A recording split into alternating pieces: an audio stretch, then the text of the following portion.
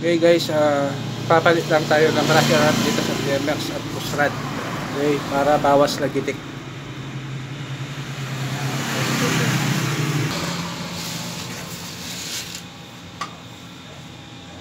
Minsan guys, maraming dahilan yung lagitik. Minsan sa ating cam lobe, cam gear shaft, cam follower, push rod, rocker arm.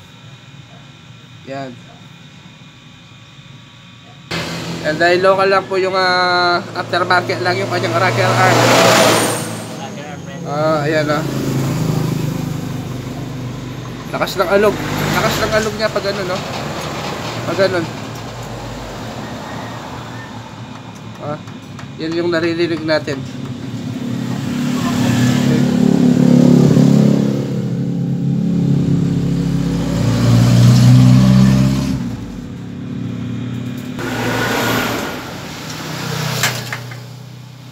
Ayan guys, ito po yung rocker arm na napakaingay po nito.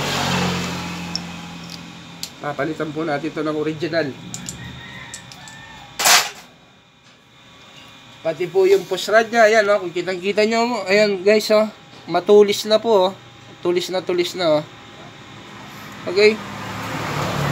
Yan, pag ganyan na po yung push rod natin, malagitik na po yan. Kahit anong adjust yung gawin nyo, lalagitik po yan, maingay pa rin. Okay? Tanggal yung ingay nya, ilang minuto lang, maingay na naman. Ayan, matulis na po yan. Ayan,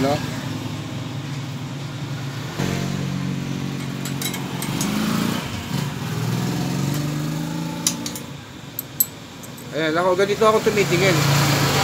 Yan, ibig sabihin nito, ayan, sa taas, sira na siya, no? Ayan, matulis na. Ayan, matulis na. Pero sa ilalim, okay pa, bilog pa siya. Okay, ibig sabihin dito, yung kanyang follower, yung mga kamay ng follower niya, maayos pa yun, yung groove. Okay, ito, wala, sira na. Okay, palitan na rin. Okay guys, ito po. Ito guys, gusto nyo ng budget meal na push rod kasi yung genuine na push rod ng TMX, mahal po. Nasa 1,250, ganyan po bawat isa. Ito, gamitin nyo po Skygo. Skygo 175. Ayan. Okay, SG 175 po. Ayan, match po yan ng ating TMX 155. Kasing haba niya po yan. Okay, ito, 500 lang po to, yung dalawa. Dalawa na po sila. Okay, yan po, recommend ko po sa inyo to. Budget meal lang po yan. Ayan guys, makikita nyo po, may marking po siya. Ayan, ayan, CG 175 203. Ayan,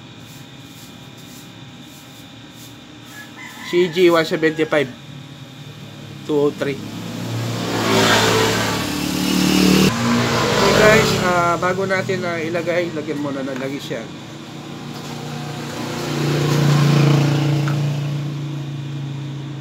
Makuwid lang ba dyan? Pag 125 lang?